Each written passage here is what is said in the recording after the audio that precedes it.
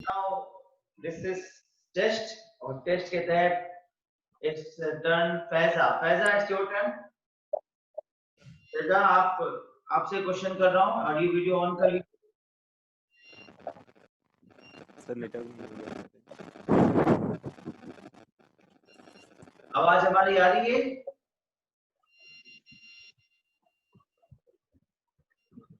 कल वाली दिक्कत सर वही कट रही है बीच बीच में हमारी आवाज आ जी सर चलिए तो क्वेश्चन का उत्तर देंगे आप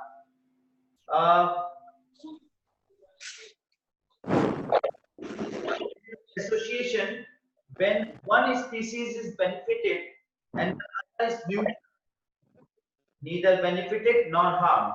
What is that association saying?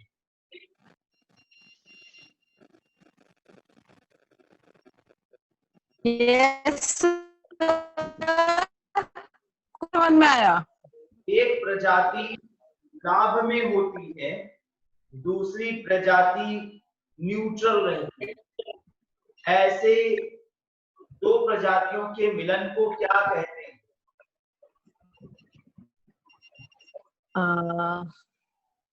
Sir पता था पता था यस सर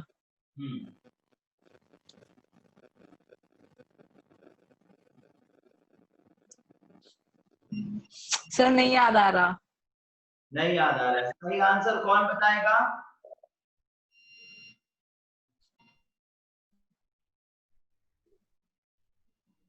कोई बताएगा स्नेहा सर ऑप्शन दीजिए याद नहीं आ रहा है पढ़ा है ऑप्शन देते हैं पैरासिटिज्म कमेंसलिज्म एमेंसलिज्म म्यूचुअलिज्म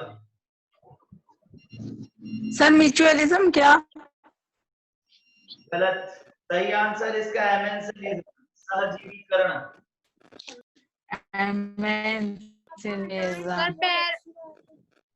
बहुत दिन पहले पढ़े थे सर इसलिए तो कह रहा हूँ रिवीजन करिए काफी मैटर होता चला जा रहा है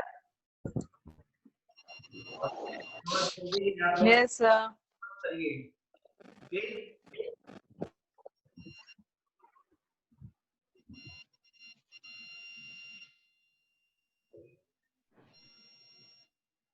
तो थोड़ी हम आज स्टार्ट करते हैं तो स्क्रीन शेयर कर रहे हैं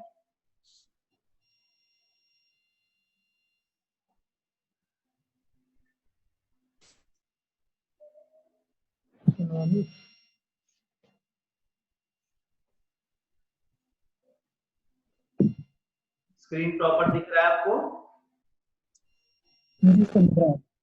यस सर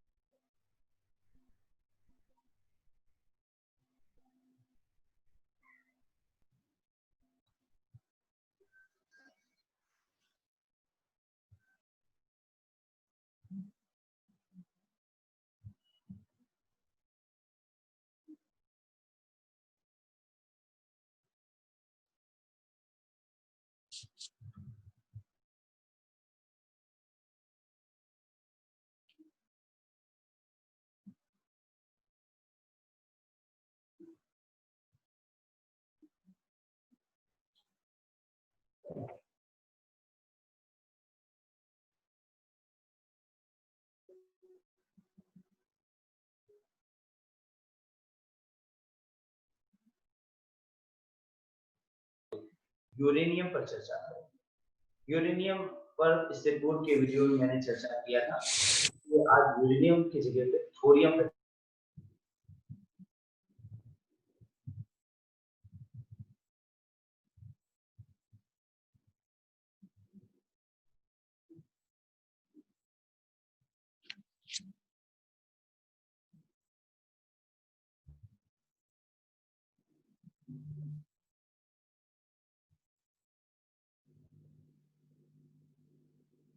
एनवायरमेंट टॉपिक में important section radio active materials के अंतर्गत थोरियम पर चर्चा करेंगे। थोरियम क्या है, थोरियम के विषय में उसके कुछ महत्वपूर्ण फैक्ट्स पर बातचीत करेंगे।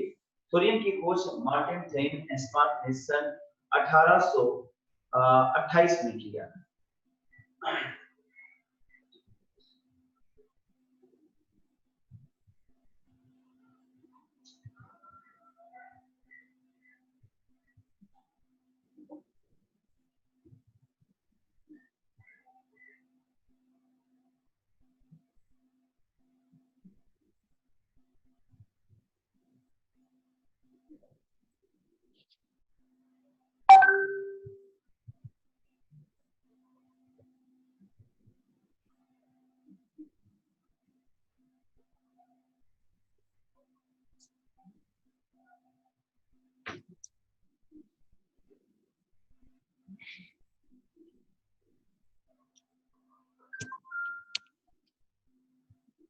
थोरियम जो है वो यूरेनियम की तुलना में पृथ्वी की सतह पर 2 से 3 गुना अधिक पाया जाता है। विश्व का लगभग 25% थोरियम भंडार भारत में पाया जाता है। थोरियम आसानी से मोनाजाइट बालू में पाया जाता है, यानी मोनाजाइट बालू के कण में पाया जाता है। भारत विश्व का पहला ऐसा देश है जिसने यूरेनियम के स्थान पर थोरियम आधारित ऊर्जा संवर्धन हेतु प्रथम रिएक्टर का निर्माण किया है। इसका नाम ककरापार 1 रखा गया है। IAEA यानी इंटरनेशनल एटॉमिक एनर्जी एजेंसी और OECD Organisation for Economic Cooperation and Development के अनुसार भारत के पास थोरियम का विशाल भंडार मौजूद है। USGS यानी यूनाइटेड स्टेट जियोलॉजिकल सर्वे के अनुसार भारत के पास लगभग 9,63,000 थोरियम भंडार है। भारत में थोरियम का प्रमुख रूप से पूर्वी घाट पर अधिक पाया जाता है। भारत में सर्वाधिक थोरियम मात्रा यानी भारत का ही लगभग 35% आंध्र प्रदेश में विद्यमान है। अब अगर हम टोटल रिजर्व के अकॉर्डिंग देखें तो यूएसजीएस का एस्टिमेशन है, उसके अकॉर्डिंग भारत में 9,63,000 टन रिजर्व है यूरेनियम का, जबकि यूनाइटेड स्टेट्स में लगभग 4,40,000, ऑस्ट्रेलिया में 3 लाख, कनाडा में 1 लाख, साउथ अफ्रीका में 35,000, ब्राजील में 16,000, मलेशिया में 4,500 और विश्व के अन्य देशों में 90,000 थोरियम रिजर्व। कुल मिलाकर 19,13,000 थोरियम रिजर्व विश्व में मौजूद है, जिसका आप समझ सकते हैं कि 19 लाख में 9,63,000 भारत में विद्यमान है। अब इस हिसाब से देखें तो भारत बहुत बड़े पैमाने पे रेडियोएक्टिव मटेरियल्स के रूप में थोरियम का रिजर्व रखता है और थोरियम आधारित एनर्जी को पैदा करने की क्षमता है।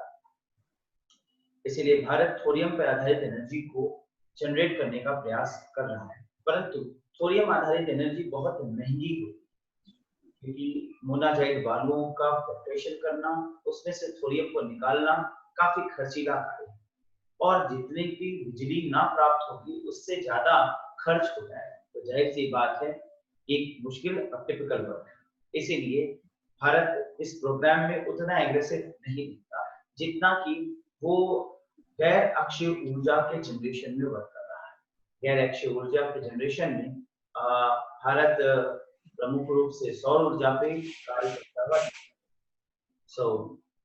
ये जानकारी मैंने आपको दिया थोरियम पर आधारित। ठीक है, थोरियम के विषय में और कोई प्रश्न? तो बेसिकली थोरियम जो है वो बड़ी मात्रा में भारत में पाया जाता है। अब यहाँ पर प्रश्न उठता है यूरेनियम और थोरियम की तुलना। तो यूरेनियम का एक विकल्प हमारे पास है और वो है थोरियम, परंतु अभी मैंने आपको बताया कि थोरियम एक्सट्रैक्शन बहुत महंगा है, थोरियम एक्सट्रैक्शन बहुत खर्चीला है। यानी ये बात तो सही है कि भारत के पास बड़ी मात्रा में थोरियम भंडार है, परंतु थोरियम को एक्सट्रैक्ट करना, निकालना, जनरेट करना, प्रोसेस करना, संवर्धित करना, एनरिच करना, ये बहुत खर्चीला वर्क है। नहीं तो आप समझ सकते हैं कि इतना बड़ा रेडियो एक्टिव मटेरियल हमारे पास उपस्थित है कि अगर हम यूरेनियम बॉम्ब बनाते हैं, परमाणु बम बनाते हैं, तो परमाणु बम बनाने में विश्व में सबसे ज्यादा परमाणु बम हमारे पास हो सकते हैं। अब इस दृष्टिकोण से अमेरिका वगैरह सब पीछे रहते हैं, लेकिन परमाणु बम बहुत अच्छी चीज नहीं है, क्योंकि ये ऐसा ब्रह्मास्त्र है जिससे विश्व का ही नाश हो जाएगा। तो विश्व का नाश करके कोई विजय हो जाए, कोई जीत जाए, तो ये बहुत बड़ी बात नहीं है, समझते?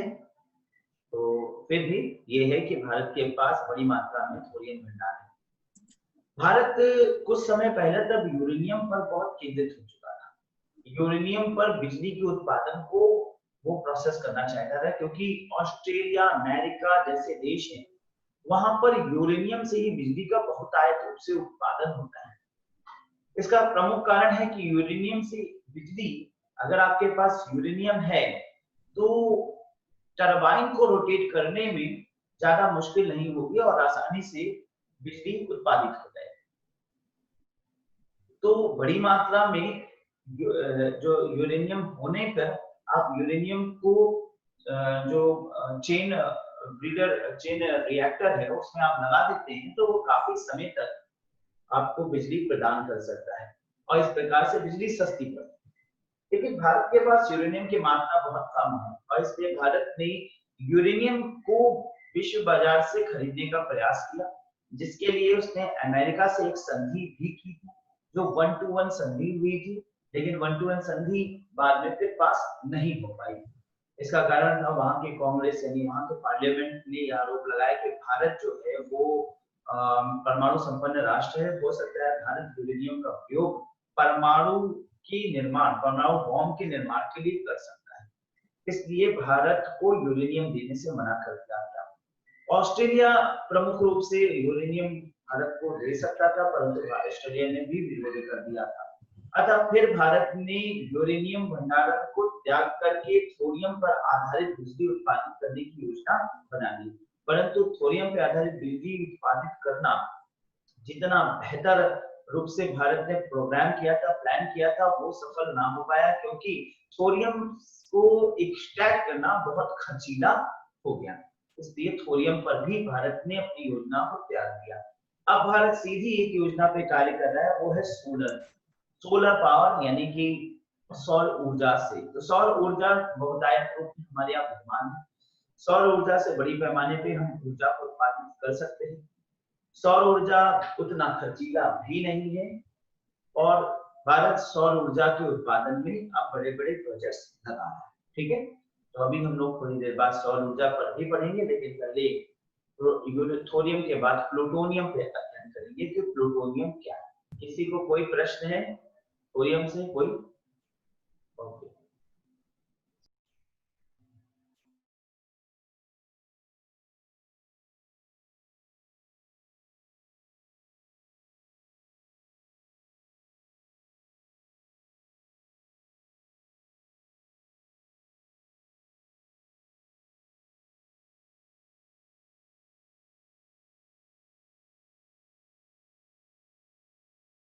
अभी जो चर्चा करेंगे वो है गैर अक्षय ऊर्जा, अक्षय ऊर्जा, गैर अक्षय नहीं बल्कि अक्षय। अक्षय ऊर्जा क्या है? What is renewable energy? तो जब हम अक्षय ऊर्जा की बात करते हैं तो ऐसा ऊर्जा जो कि हमें लंबे समय तक प्राप्त होता है। अक्षय ऊर्जा का मतलब जो जल्दी खत्म ना हो, जल्दी फिनिश ना हो, लंबे समय तक हम जिसे प्राप्त कर सकते।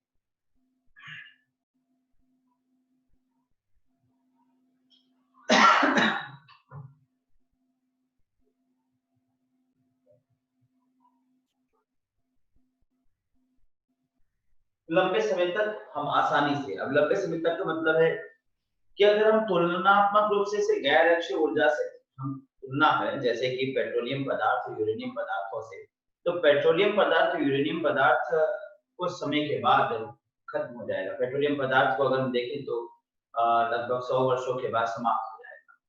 डीजल है वो समाप्त हो जाएगा। लेकिन सौर ऊर्जा को देखें तो बहुत लंबे समय तक ये विद्यमान रहेगा। पृथ्वी के दृष्टिकोण से 100 वर्ष और लगभग हजारों लाखों वर्ष तुलनात्मक रूप से अक्षय ऊर्जा का रूप होगा, यानी कि एक प्रकार से जो लंबे समय तक विद्यमान है उसे हम अक्षय ऊर्जा कहेंगे, या हमें जो आसानी से प्राप्त हो जाए उसे भी हम अक्षय ऊर्जा कहेंगे। जैसे हाइड्रो पावर, हाइड्रो पावर यानी जो पानी से प्राप्त होने वाला, उसी प्रकार से बायोमास, बायोमास की बात करें तो बायोमास भी जो जैव कचरे हैं उनसे प्राप्त ऊर्जा को बायोमास कहते हैं। बायोमास के विषय में कहें तो लकड़ी, पेड़ों द्वारा उत्पादित कचरे, कृषि कचरे, जैव अपशिष्ट आदि के प्रयोग द्वारा जिस ऊर्जा की उत्पत्ति की जाती है उसे हम बायोमास कहते हैं। सड़े हुए कचरे, गोबर के माध्यम से मीथेन गैस को संकलित करने की प्रक्रिया को बायोमास व लैंडफिल्स के नाम से जाना जाता है। लैंडफिल्स पे यूजीसी नेट 11 के प्रश्न में, क्वेश्चन पेपर में क्वेश्चन आया है। लैंडफिल्स क्या है ये पूछा गया। लैंडफिल्स वास्तव में जो गोबर है, गोबर को संकलित कर दिया जाता है। एक स्थान पे गोबर को संकलित करने से धीरे धीरे उसमें सड़न पैदा होता है। उस सड़न से मीथेन गैस के रूप में, उस मीथेन गैस किसी पाइप के द्वारा संकलित करके सिलेंडर्स में ला करके गैस जो कि घरों में खाना बनाने के लिए उपयोग किया जाता है उसके प्रयोग में लाया जा सकता है। तो बड़ी मात्रा में बायोमास का प्रयोग किया जाना ये गांव में देखा जाता है, होता है। REN21 यानी Renewable Energy Policy Network for 21st Century के अनुसार विश्व में कुल अक्षय ऊर्जा 19.3%, 8.9% ऊर्जा का उत्पादन बायोमास के द्वारा होता है। तो लगभग 8.9% वो बायोमास के द्वारा उत्पादित होता है। अब बात करते हैं हाइड्रो पावर के विषय में। तो बायोमास के उपरांत अक्षय ऊर्जा के अंतर्गत सर्वाधिक ऊर्जा का स्रोत हाइड्रो पावर को माना जाता है, जो कि कुल वैश्विक ऊर्जा उत्पादन में 3.90% यानी लगभग देखें तो 4% का उत्पादन करता है। चीन में आदिकाल में हाइड्रो पावर का प्रयोग होता आता है, यानी ये देखा गया कि चीन से इसका प्रारंभ होता है। चीन में हाइड्रो पावर का प्रयोग किया जा रहा था और वहीं से इसका प्रारंभ देखा गया। वहां पे वाटर मिल्स का प्रयोग गूढ़ वंश के समय से होता आ रहा है। तो हाइड्रो पावर के बाद जो अगली ऊर्जा अक्षय ऊर्जा है जो जिसका प्रयोग किया जा रहा है वो है वायु ऊर्जा। आजकल वायु ऊर्जा पे ज्यादा रिसर्च हो रहा है। विश्व में इसके माध्यम से ज्यादा ऊर्जा तो नहीं उत्पादित की जाती, मात्र 0.51% ऊर्जा का उत्पादन होता है। वर्तमान में डेनमार्क विश्व का ऐसा एकमात्र देश है जो अपनी कुल आपूर्ति, बिजली आपूर्ति का लगभग 1/4 यानी कि 1/4 हिस्सा वायु ऊर्जा के माध्यम से उत्पन्न करता है। विश्व में अगर वायु ऊर्जा को देखें तो उसकी तुलना में 2020 के अनुसार सबसे ज्यादा वायु ऊर्जा 221 गीगावाट ऊर्जा का उत्पादन चीन द्वारा वर्तमान में किया जा रहा है। उसके पश्चात अमेरिका द्वारा 96.4 गीगावाट का उत्पादन हो रहा है। इस क्रम में 35 गीगावाट के साथ भारत का स्थान स्पेन के बाद चौथा आता है, क्योंकि स्पेन 59.3 गीगावाट का उत्पादन कर रहा है। अब यह समझ लीजिए कि भारत ने जब से अक्षय ऊर्जा की तकनीक पर कार्य करना शुरू किया, उसके बाद पवन ऊर्जा और सौर ऊर्जा पे भारत बहुत ज्यादा केंद्रित होकर कर रहा है। क्योंकि कुछ समय पूर्व तक ही भारत की स्थिति ऐसी थी जहां पर ये विश्व में लगभग 10वें स्थान पर आता था वायु ऊर्जा के उत्पादन में, लेकिन आज भारत वायु ऊर्जा के उत्पादन में विश्व में 4थे स्थान पर आता है, जो काफी बड़ी उपलब्धि मानी जा सकती है। और पवन ऊर्जा एक ऐसी ऊर्जा है जो काफी लंबे समय तक प्राप्त हो सकती है। भारत में पवन ऊर्जा की अपार संभावनाएं दिखाई देती हैं, क्योंकि अगर हम भारतीय नक्शे की पर जाएं, यानी भारत के क्षेत्र को देखें, तो भारत का जो सदर्न एरिया है, ये सदर्न एरिया काफी बड़े पैमाने पर दो तरफ के समुद्रों से घिरा हुआ है, क्योंकि इधर बंगाल की खाड़ी, इधर अरब सी, तो हिंद महासागर का यह क्षेत्र है। इस क्षेत्र में दो तरफ से हवाएं काफी तेज रूप से चलती हैं। अब अगर यहाँ पर पवन चक्कियां लगाई की जाती हैं, तो साउथ के जितने स्टेट्स हैं वहां पर बड़े पैमाने पे एनर्जी को उत्पादित किया जा सकता है। यानी इन साउथ के स्टेट्स को अगर हम देखें तो इसकी पूरी आपूर्ति ही पवन ऊर्जा से होती है। भारत की संरचना बड़ी विशेष है। भारत की संरचना में अगर हम नॉर्थ इंडिया में जाएं तो नॉर्थ इंडिया में नदियों का बहुत बड़े पैमाने पर वितरण है। पूरा नॉर्दर्न फर्टाइल रेंज नदियों से पटा, और इन नदियों की विशेषता है कि हाइड्रो पावर, यानी पानी से जल के ऊपर जल के माध्यम से बिजली को उत्पादित कर सकते हैं। तो नदियों द्वारा जल की उत्पत्ति हम नॉर्थ इंडिया में बड़े पैमाने पर कर सकते हैं, और हाइड्रो पावर इसलिए यहाँ पर ज्यादा सक्सेस है, चीप है, इजिली प्राप्त किया जा सकता है। वही अगर हम राजस्थान में चले जाए, थार का डेजर्ट हमारे पास मौजूद है, जहाँ सनलाइट पूरे वर्ष काफी बड़ी मात्रा में, तो सौर ऊर्जा का क्षेत्र के दृष्टिकोण से बड़ा क्षेत्र है राजस्थान। साउथ इंडिया का ये पवन का एरिया बहुत सुंदर है, और यहाँ पर वर्ष भर तेज हवाएं चलती हैं, जिससे कि पवन चक्कियों के माध्यम से टरबाइन को रोटेट करके ऊर्जा को पैदा किया जा सकता है। मार्च 2020 के अनुसार अगर हम वर्ल्ड के लार्जेस्ट ऑनशोर विंड फ्रेम की बात करें, तो गांजू प्रोविंस में चाइना के लगभग 20 गीगावाट की कैपेसिटी का जो पवन ऊर्जा चक्की है लगाई गई है। उस प्रकार से देखें तो भारत के आधे से ज्यादा उत्पादन एक ही पवन चक्की से या पवन चक्की उत्पादन बिजली केंद्र से चाइना में होता है, जो विश्व का सबसे बड़ा पवन ऊर्जा ग्राहक है। अब पवन ऊर्जा को हटके अगर हम सौर ऊर्जा की बात करें तो कुल विश्व ऊर्जा उत्पादन में लगभग 0.06% का ही योगदान पवन ऊर्जा है। 150 गीगावाट की उत्पादन क्षमता वाला एंडरसोल सोलर पावर स्टेशन विश्व का सबसे बड़ा सौर ऊर्जा ग्रह है, जो स्पेन में स्थित है। लेकिन इंटरनेशनल सोलर अलायंस हाल ही में जो हुआ उसके तहत अब विश्व में इसके उत्पादन में सौर ऊर्जा के उत्पादन के तहत काफी बड़े पैमाने पर कार्य हो रहा है। भारत भी इस पर काफी कठोर से देखता है।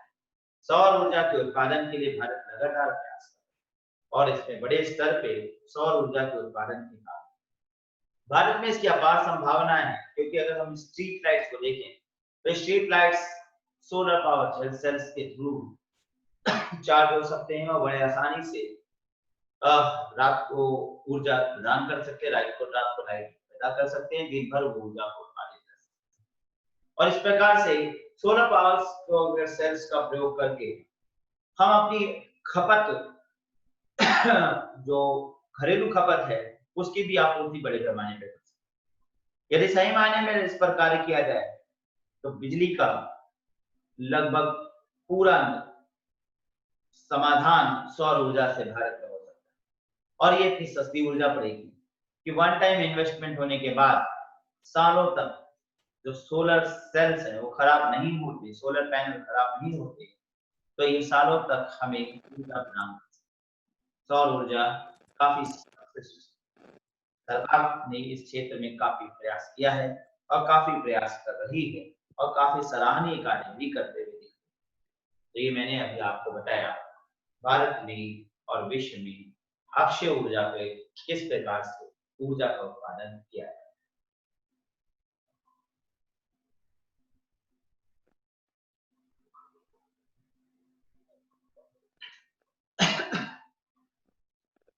ठीक है, कोई क्वेश्चन है? अभी कोई क्वेश्चन ही नहीं है आप लोग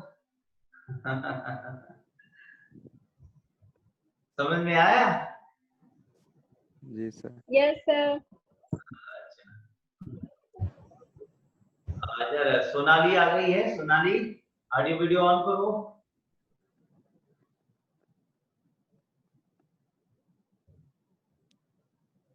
लगता है अभी सो रही है?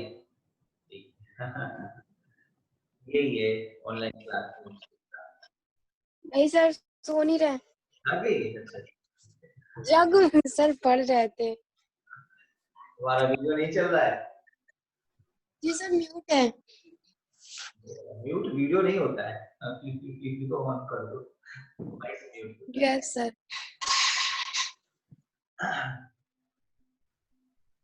चलो अच्छा, तो कुल मिलाकर के अगर हम देखें तो सौर ऊर्जा जो है वो एक बड़ी अपार संभावना है। और मुझे थोड़ी बहुत गवर्नमेंट से इस मामले को लेकर थोड़ा अनसेटिस्फेक्शन रहता है कि सरकार ये जानती है, बड़ी अच्छी तरीके से जानती है कि पैनल से जो ऊर्जा की समस्या का निदान हो जाए, इसमें अगर सोलर पैनल में इन्वेस्टमेंट कर दिया जाए, वन टाइम इन्वेस्टमेंट है, तो सोलर पैनल अगर हर घर में लग जाए तो सर रीवा में लगाया गया बहुत बड़ा प्लांट। पूरी बिजली विभाग की छुट्टी हो जाएगी। अब समझिए कि मेरे ही केवल इंस्टीट्यूशन में 10 से 15,000 यानी 20,000, कभी-कभी गर्मियों में तो 20,000 तक खपत 20,000 रुपए तक का बिल आता है। जबकि अगर मैं पैनल लगवा दूं तो 2-2.5 लाख 3 लाख रुपए का पैनल हो जाए और लगभग आधी की आपूर्ति हो जाएगी।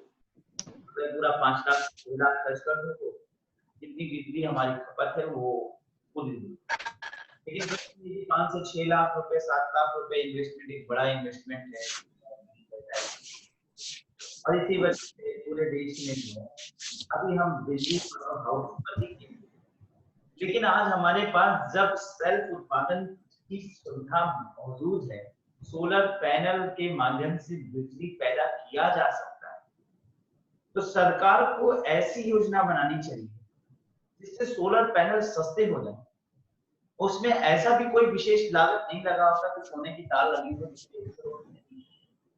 लेकिन गवर्नमेंट सोलर पैनल को सस्ता ना करने के बजाय, उस पर वर्क ना करने के बजाय वो सोलर पैनल का अगर अपना पावर तो पर पैसा पैदा करने के लिए, यानी सरकार चाहती है उसको प्रॉफिट, जिससे कि वो बिजली हाउस बिजली के केंद्र ना बने।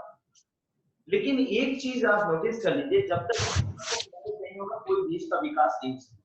क्योंकि सरकार कितना पैसा कमा लेगी वो जनता के विकास की नहीं। अगर जनता का इन्वेस्टमेंट कम होगा, जनता का या एंटरप्रेन्योर्स का इन्वेस्टमेंट कम होगा तो उनका विकास होगा, और जब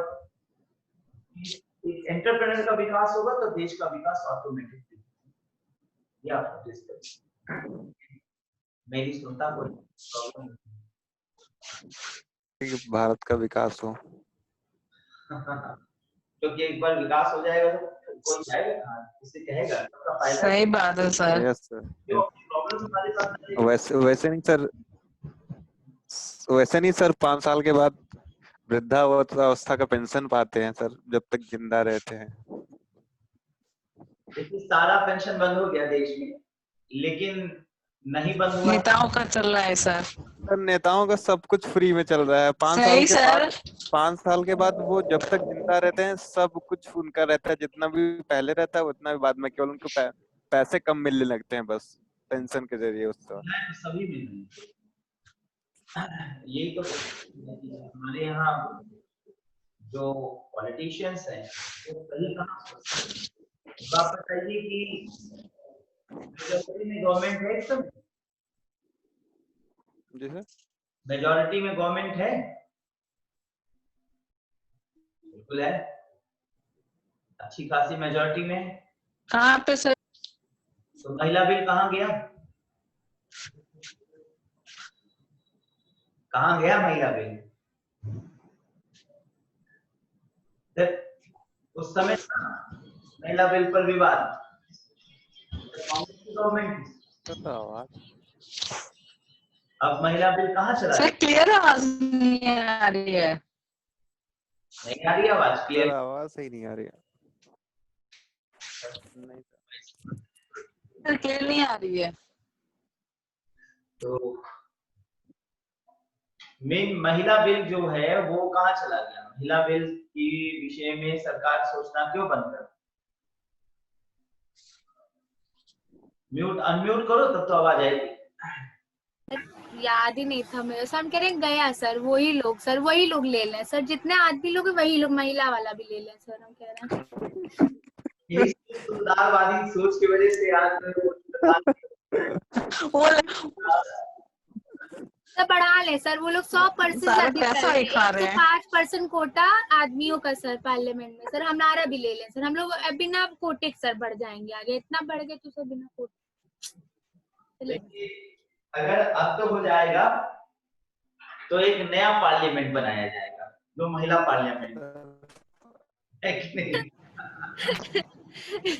सर कितना अच्छा मैंने इंडिया में पॉसिबल ही नहीं है, पॉसिबल तो हर चीज है, इंडिया में पॉसिबल ही नहीं है, पॉसिबल हर है चीज सर इंडिया पॉसिबल। में। सर एक चीज सर आपने देखी है सर, हम इकोनॉमिक्स पढ़ते हैं, हम पढ़ते हैं कैपिटलिस्टिक इकोनॉमी से, कैपिटलिस्टिक को सर पहले बोलते सर पुरुषवादी इकोनॉमी को सर कुछ बोला जाता था, तो सर हम लोग ने पुरुषवादी ही पढ़ा है, कैसे करके आप महिलावादी है।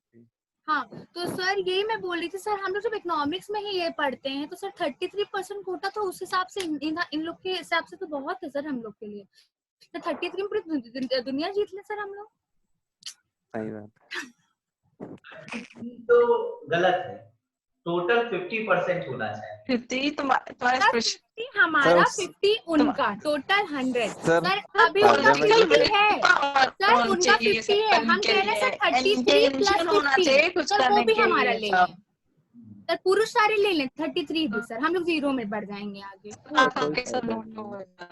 आज तो वो भी बढ़िया सटायर कर, पॉलिटिकल विल पावर होनी चाहिए करने के लिए, हाँ पॉलिटिकल विल पावर ही नहीं है सर। प्रॉब्लम यहाँ पे हमारे संविधान में ये है कि सर हम लोग ने पहले से ही ये दिमाग में बैठा रखा है कि महिला पीछे चलेंगी और पुरुष आगे चलेंगे, तो सर वैसा बना संविधान, तो वही चीज अमेंडमेंट हो गया और सर वही चीज हमारे माइंड में है सर, हम लोग बोलते हैं ना कॉन्स्टिट्यूशन है बहुत अच्छा, लेकिन कुछ कुछ उसमें अमेंडमेंट की जरूरत है बेसिकली।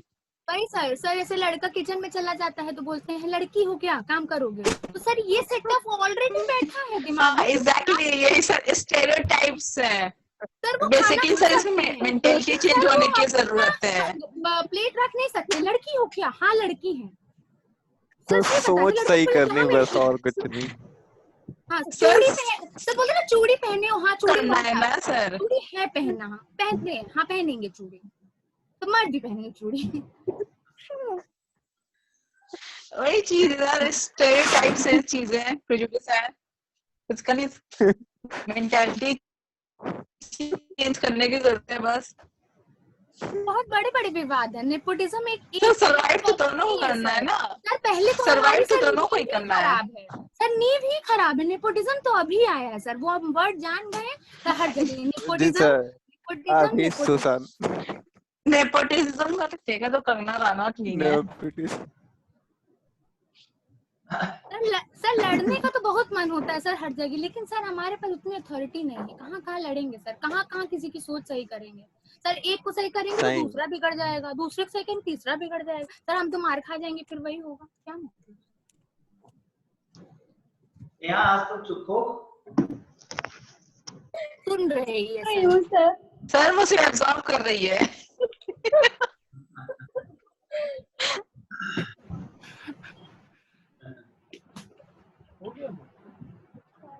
देखिए एक बात तो सत्य है कि हमारे अभी तक सर बहुत कुछ है एक्चुअली, जब मैं दिल्ली में मेट्रो से सफर करती हूँ तो यहाँ पे अब लड़कियां भी एक हाई ट्रेंड में हैं, नॉर्मल यहाँ लड़कियां किसी लड़कों से कम नहीं है, एक्स्ट्रा ऑर्डिनरी ही समझ लीजिए यहाँ लड़कियों को, तो यहाँ पे क्राइम भी उस हिसाब से बहुत ज्यादा है दिल्ली में।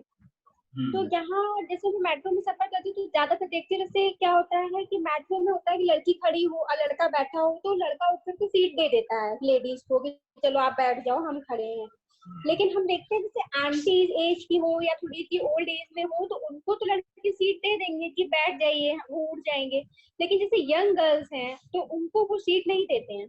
कहते बहुत आसमान छू रही है ना, तो अपने लिए जगह भी बना लेंगे कहीं बैठ के। लड़कों के अंदर एक जलन सी आ गई है लड़कियों की कामयाबी को देखते हुए कि ये हमारे बराबर में कैसे आ गई। ये तो घर में रोटी चौका चूल्हा बर्तन करने वाली लड़कियां आज ये हमारे बराबर हमारे जैसे कपड़े पहन के घूम रही है।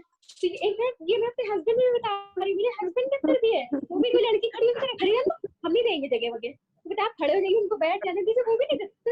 मतलब है ये लड़कों के अंदर आ गया है कि कैसी लड़कियां आगे बढ़ रही है। वाह स्नेहा वाह। सर एक चीज और सर एक लड़की अगर CEO हो सकती है सर, अपना बेबी संभाल सकती है सर, पूरे घर को संभाल सकती है, और सर एक हस्बैंड होता है सर, वो घर आता है उसको चाय भी उन्हीं के हाथ की पीनी रहती है, अपने से नहीं बना सकते सर? बताइए सर। सर बहुत विवाद है इस पे। कुछ नहीं समझ में सर, हम बाहर से आए थक के तो हम ही चाय बनाए सर, कोई बाहर से आएगा तो सर, चाय बना दे। नहीं एक्चुअली प्रॉब्लम क्या होती है वहाँ, प्रॉब्लम लड़कों की नहीं है, वहाँ प्रॉब्लम भी लड़कियां ही कर रही। क्यों भाई? उनको ये सबसे घर वालों की सोच की है, अरे मेरा घर वालों की सोच अपब्रिंगिंग सर, लड़कों की हम लोगों की सोच है। कैसे उनकी पेरेंटिंग हो रही है बेसिकली। सर पेरेंटिंग पे बहुत डिपेंड करता है सर, कैसे आपकी पेरेंटिंग हो रही है। बचपन से तो नहीं सीख के आ रहा ना, ये उसके माइंड में डाला जा रहा है ना। एग्जैक्टली वही सोसाइटी और पेरेंट्स एनवायरनमेंट का सबका इन्फ्लुएंस है ये बिल्कुल। ये लड़कों की मम्मी लोग ना सर बहुत दुष्ट होती हैं सर, वही करती हैं सारा सर, वही करती हैं, उसके बाद से आगे आने वाली मम्मियां हम ही लोग हैं, फिर तो ये तो इस तरीके से नहीं कह सकते ना कि वही कर रही है। ये हर किसी का रोल है इसमें। सोसाइटी की मम्मी ऐसा करती हैं सर, और सर हम लोग झेलना पड़ता है सर। अच्छा चाहे आखिर में हम लोग बनाए सर। अच्छा ऑफेंड हो रहे हैं कुछ लोग, बस करो कृति। कृति का भाई भी तो होगा। आई एम वेरी हैप्पी, हम वरना बहुत उसको सर मारते सर, आप कोई भाई नहीं sir, I am very happy. नहीं ओके चलो रुचि आ गई है। रुचि नमस्ते नमस्ते नमस्ते। कहाँ थी वेबिनार? सब भूल गए थे आज क्लास है, सब नहीं सब भूल गए थे क्लास है आज। भूल गई आज? हाँ सर, संडे था ना, वो दिमाग से उतर गया, फिर सो गए थे सर, फिर अभी याद आता क्लास है। हाँ हम लोग शादी कर रहे थे, हम कह रहे थे कि रुचि नहीं है, नहीं तो अभी वो सटायर की कुछ करती।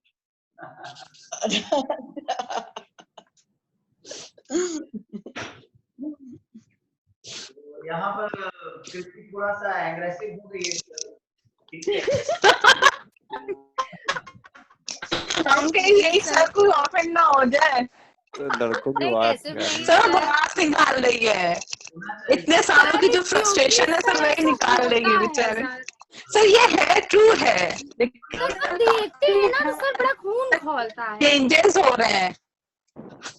और स्नेहा तो जानती है कि जो लड़के होते हैं जेलस करते हैं लड़कियों से। नहीं सर ऐसा भी नहीं है सर, कोई जलन नहीं सर, कुछ नहीं है सर। मतलब सर हम मेरा ये सर पूरा नटशेल है कि सर जब बेस खराब होना तो सर घर नहीं बन सकता, तो सर एग्जैक्टली खराब है सर। सोच पेरेंटिंग कैसे से वही है, तो सर नहीं कर सकते। तो जैसे सर आप भी तो हैं सर आप भी तो मेल कैटेगरी में आते हैं सर, आपकी तो सोच नहीं है ना सर, वैसे सर आप भी तो सर चाय बना लेते होंगे ना सर? नहीं बनाते हैं सर ये देखो ऐसा नहीं है, करते हो ऐसा नहीं है, नहीं बनाते। सोच है। ह्यूमन बिहेवियर बहुत ही ज्यादा वो है, अनएक्सपेक्टेड और बड़ा मैनिपुलेटेड है, इसलिए कुछ नहीं कह सकते उस चीज के लिए ना कि सर ये काम करते होंगे। सर बस सोच है सर, सोच हर जगह है सर, बस मम्मी लोग भर देती हैं, लड़की हो बस सर। मम्मी लोग नहीं, भाई सोसाइटी में चला आ रहा, भाई इन्फ्लुएंस है, पूरे एनवायरनमेंट का वही इन्फ्लुएंस ही है बेसिकली। सर आपने उस दिन एक बहुत सही बात बोली थी सर मैंने अपने उसमें पेपर में भी सोचा डालूंगी सर। आपने बोला था ना कि सर ऐसी सोच से लड़ना पड़ेगा पूरे लोगों से, सर लड़ेंगे सर तभी एग्जिस्ट होगा, वरना तो सर वही है सर एक ऑप्शन कि सर चुप रहो और सहो। सर बोलना बहुत जरूरी होता है सर। हमारे इंडिया में क्या है ना सर, एज जो होती है ना सर, 81 ईयर्स की है तो ये ज्यादा एक्सपीरियंस हो गया सर, वो सब डिसाइड करता है, भले ही वो इंसान गलत हो। सर बड़ा छोटा का या नहीं होता सर, सही गलत की बात होती है, बस इतना फर्क होता है। ये बात देखिए, यहाँ पर मैं पहले रुचि को भी व्यूज दे रही थी, मैं कुछ कहूंगा। रुचि तुम क्या कहोगी कि कैसे सुधार किया जाए 33? सर ये जो सर टॉपिक जो चल रहा है वो जेंडर बाइस के ऊपर चल रहा है ना? हाँ, यस, जेंडर बायसनेस। तो मैं इसमें ये कहूंगी कि पहली चीज कि आप अगर आप ईस्ट से निकल के आप वेस्ट और साउथ में जाएंगे तो आपको बिल्कुल डिफरेंट चीज दिखेगा। और इस चीज के एग्जाम्पल मैं पुराने उसमें भी दे सकती हूँ, प्राचीन काल में भी जो राजा महाराजा होते थे उनको खाना बनाना भी आता था, लड़ना भी आता था। सेम विद द फीमेल, ठीक है। मेरा भाई घर का काम इतना अच्छे से कर लेता है जितना मैं नहीं अच्छे से सीख पाई। मेरे घर में कभी प्रेशर नहीं पड़ा कि मुझे काम करना है, और उसको भी नहीं पड़ा कि काम करना है, लेकिन वो कंडीशंस अपने आप उसको एक होता कि मुझे चीजों को करना चाहिए, मुझे बाहर जॉब करनी पड़ेगी तो मुझे ये काम करना आना चाहिए। तो वी कांट से, और मेरी फैमिली बहुत ही मतलब एक मिडिल क्लास फैमिली है, उसमें कुछ नहीं कह सकते कि नहीं है।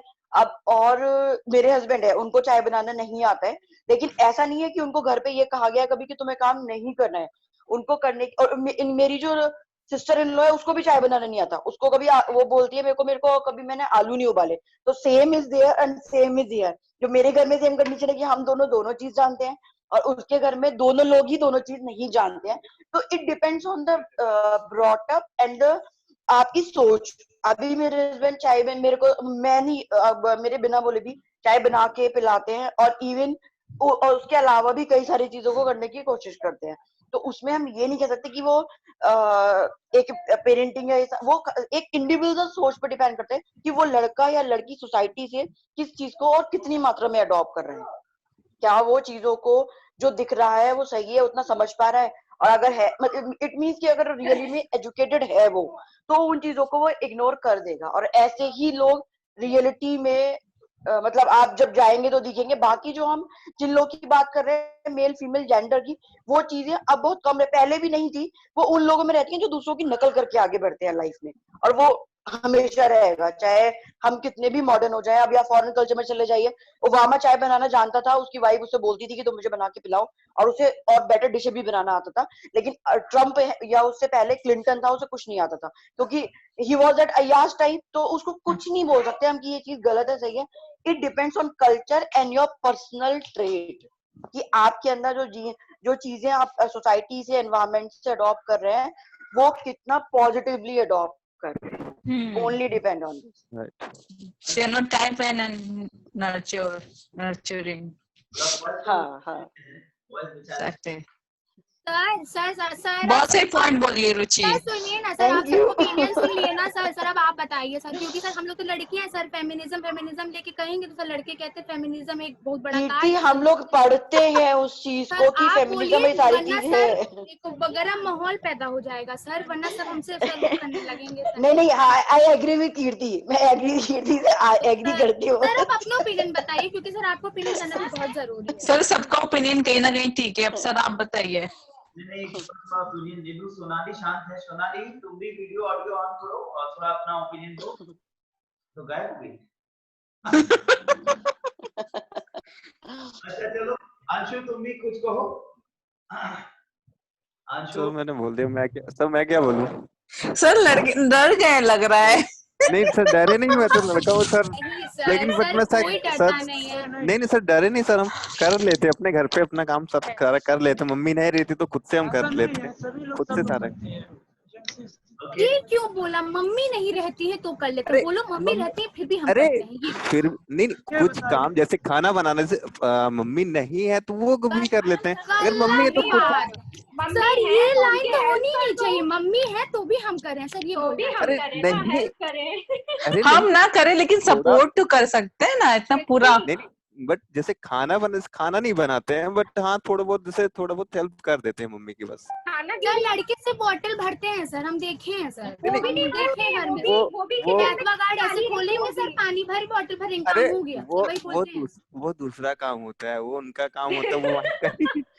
वो कुछ वो नहीं वो कुछ लोग ऐसा करते हैं, बट वो घर पे रहता है ना, कुछ लोगों के जैसे कुछ मम्मी लोग ऐसी भी होती ना, जैसे बच्चे को चोमू बना के रखती है कि मेरा बाबू अरे उसको मतलब कुछ काम नहीं करने देंगे, कुछ भी काम नहीं करने, तो वो उन लोगों में होता है, हम लोगों में ओवर पैम्पर्ड चाइल्ड। सर हाँ। मेरी मम्मी भी वैसी है सर फैजा की मॉम भी वैसी होंगी सर, स्नेहा की मदर इन लॉ भी वैसी होंगी सर, हर की मॉम अच्छी होती है, वो नहीं चाहती उनका बच्चा काम करे, लेकिन सर जब हम ग्रो करते हैं सर, मैंने आफ्टर 12th ये चीज फील किया सर, हम में वो खुद आने लगता है सर। मम्मा है, उनको स्वेटिंग हो रही है तो हम कहते हैं कि लाओ बिला दें, लाओ सिखवा दें, लाओ हम छौंक दे रहे हैं, आपको अनईजी, तो सर ये मॉम ने सिखाया नहीं है सर, ये खुद से आया है, ये मेरा मतलब है सर। कोई पेरेंट्स सिखाता नहीं, ये अपब्रिंगिंग होती है अपने से ही, कि तुमको खुद से सर इच्छा हो कि तुम देखो कोई ट्रबल में है, go and help them sir, ये सिर्फ मेरी सोच है सर, ये खुद से आता है, ये किसी के पेरेंट्स नहीं सिखाते हैं सर। कोई सोचता है कि मैं ऐसे मतलब मुझे अगर फ्री में कोई चीज मिल जाए तो वो करना चाहेगा सर? कोई नहीं करना चाहेगा।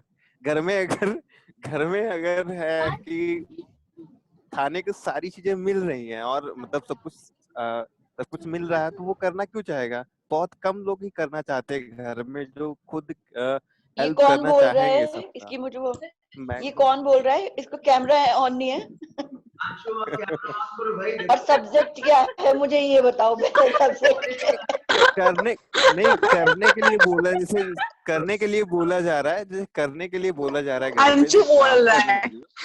अंशु कैमरा ऑन करो। लड़कियां तो सर ऑर्डर नहीं दे अंशु आप सकती। कर दो कैमरा ऑन, ठीक है, कभी तो कोचिंग में मिलेंगे हम लोग। सूनर और लेटर।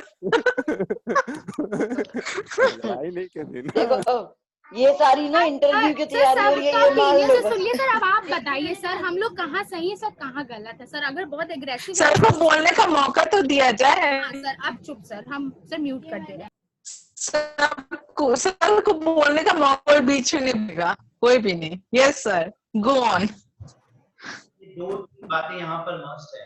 सबसे पहली बात तो है कि हमारा जो पेरेंट सिस्टम है, हमारा जो इवोल्यूशन है, हमारा जो पारिवारिक है, उसमें एक सोच विकसित हो चुकी है, और ये सोच विकसित है कि पुरुष जो है वो घर के काम देखेंगे, बाहर के काम देखेंगे, और महिलाएं घर के काम। तो बचपन से क्या होता है कि बच्चों को जब ग्रोन अप किया जाता है तो प्रकार से ट्रेन किया जाता है कि देखो ऐसा है, तुमको बड़े होकर के अपने ससुराल में जाना है तो रोटी बनाना सीखो, और बेटा तुम्हारे लिए जरूरी है कि तुम बाहर जाकर के कुछ कमाना जरूरी है, इसलिए कमाने का काम। मुझे अच्छे से याद है, हमारी ही फैमिली में हमारी मदर, हम लोग बहुत घर में रहते थे, we don't have any sister, और अधिकतर घर में मम्मी का सपोर्ट करते थे और घर में रहते थे। फादर जब सर्विस पर्सन है तो कोई दिक्कत नहीं थी, तो उनको बाहर जाने की जरूरत ही नहीं थी। जबकि हमारे यहाँ कम्युनिटी में मैक्सिमम लोग जो है वो सब बिजनेसमैन हैं, तो बाहर जाते थे। तो इवन हमारी मासी के बच्चे वो सब बाहर जाते थे, हम लोग पे ज्यादा रहते थे। तो मासी अक्सर कमेंट करती थी कि बच्चों को, लड़कों को घर में रखोगे, लड़कियां बना के रखी, बाहर क्यों नहीं जाने देती? तो मैं मम्मी से हमेशा इस बात को लेकर बात कि इनको बाहर क्यों नहीं निकलने देती? ऐसे घर में रहेंगे तो क्या विकास करेंगे, क्या बढ़ेंगे, समाज कैसे सीखेंगे? मेरे बच्चों को देखो, दिन भर बाहर घूमते हैं, दिन भर जाते आते हैं।